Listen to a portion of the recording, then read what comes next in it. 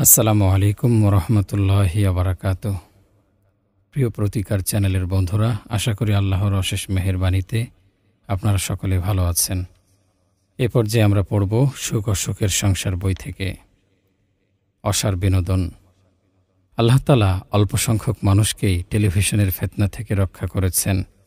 তারা ব্যতীত বেশিরভাগ মানুষই ঘরে স্যাটেলাইট ডিশ কানেকশন রাখতে চায়।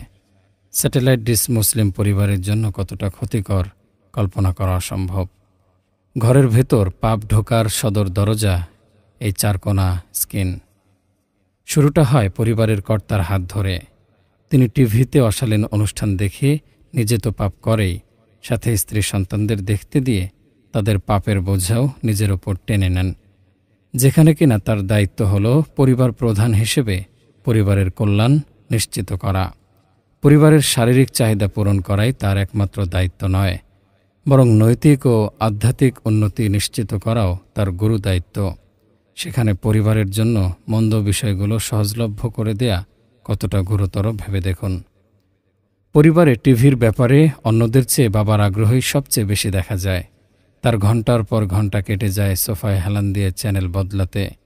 ঘরে স্ত্রী থাকলেও তার মন পড়ে থাকে অন্য কোথাও, যেন সে কখনোই শোনেনি রাসূলুল্লাহ সাল্লাল্লাহু আলাইহি ওয়াসাল্লামের এই কথা, অবশ্যই তোমার ওপর তোমার স্ত্রীর অধিকার আছে। প্রিয় দিনী ভাই, আপনি যে দীর্ঘ সময় টিভির সামনে ব্যয় করেছেন, পরিবারের চাহিদা অবহেলা করেছেন, সেসবের জন্য আল্লাহর সামনে আপনাকে জবাবদিহি করতে হবে। আল্লাহকে ভয় করুন, ছলনার মায়াজাল ছেড়ে বেরিয়ে আসুন। নিজের প্রতি, স্ত্রী সন্তানের প্রতি দয়া করুন। পাপের এই বাক্সকে আপনার বাসা থেকে দূর করুন। কেন বুঝছেন না ভাই আমার? আপনাকে দেখেই আপনার সন্তানরা পাপ করা শিখছে। ভুলে যাচ্ছেন কেন? রাখাল হিসেবে আপনার পালের ব্যাপারে আপনাকেই জবাবদিহি করতে হবে। টিভির পর অন্যান্য অসার বিনোদনের মধ্যে তাস খেলা, ভিডিও গেমস ও নেট ব্রাউজিংয়ের কথা না বললেই নয়।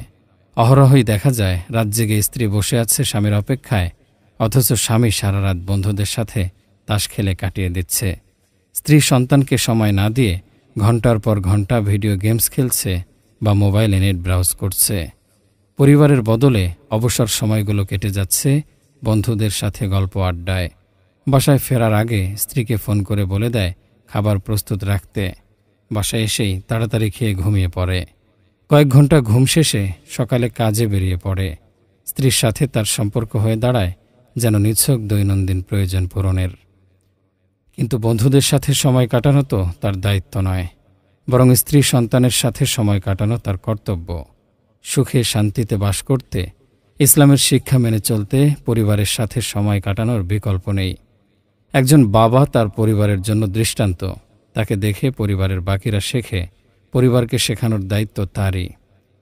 হালাল পথে স্ত্রী সন্তানের সাথে বিনোদনের বহু উপায় আছে, প্রয়োজন একটু ভেবে সেগুলো খুঁজে বের করার। আমরা শুরুতেই পরিবারের সাথে খেলাধুলা ও বিনোদনের গুরুত্ব নিয়ে আলোচনা করেছি।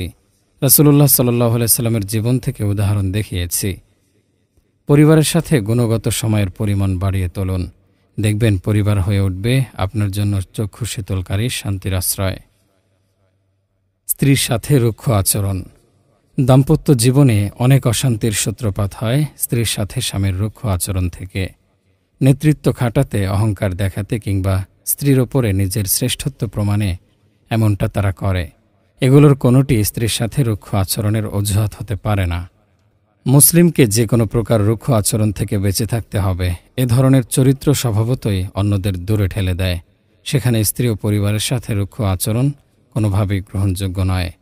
নবীজি সাল্লাল্লাহু আলাইহি ওয়াসাল্লামকে উদ্দেশ্য করে কোরআনে এসেছে, ওয়ালাউ কুনতা ফাজ্জান গলিজাল কলবি লানফাদ্দু মিন হাওলিক। আর তুমি কঠোর স্বভাব, কঠিন হৃদয় হলে তারা তোমার পাশ থেকে সরে যেত। পূর্বে নাজিলকৃত আসমানি কিতাবগুলোতে রাসূলুল্লাহ সাল্লাল্লাহু আলাইহি ওয়াসাল্লামের বৈশিষ্ট্যের বর্ণনা হিসেবে এসেছে তিনি কঠোর, রৌদ্র ও নির্দয় স্বভাবের নন। হুযায়ফা রাদিয়াল্লাহু আনহু থেকে বর্ণিত, রাসূলুল্লাহ সাল্লাল্লাহু আলাইহি ওয়াসাল্লাম বলেছেন, আমি কি তোমাদের আল্লাহর সবচেয়ে নিকৃষ্ট বান্দার ব্যাপারে জানাবো না? এ হচ্ছে সেই যে কঠোর ও অহংকারী।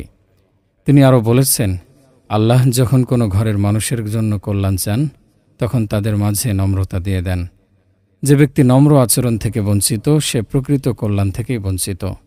যার চরিত্র ভালো এবং নিজ পরিবারের সাথে দয়াদ্র ব্যবহার করে, সেই ঈমানের দিক হতে পরিপূর্ণ মুমিন। বাবা তার পরিবারের প্রধান ও তত্ত্বাবধায়ক। একজন আদর্শ নেতার মতো তাকে পরিবার পরিচালনা করতে হবে কোমলতা ও দয়ার সাথে উত্তম পন্থায়। অন্যদিকে স্বামীর কঠোরতায় কষ্ট পেলে স্ত্রীর উচিত যতটা সম্ভব ধৈর্য ধরা, প্রজ্ঞার সাথে নরম কথায় স্বামীকে বোঝানোর চেষ্টা করা।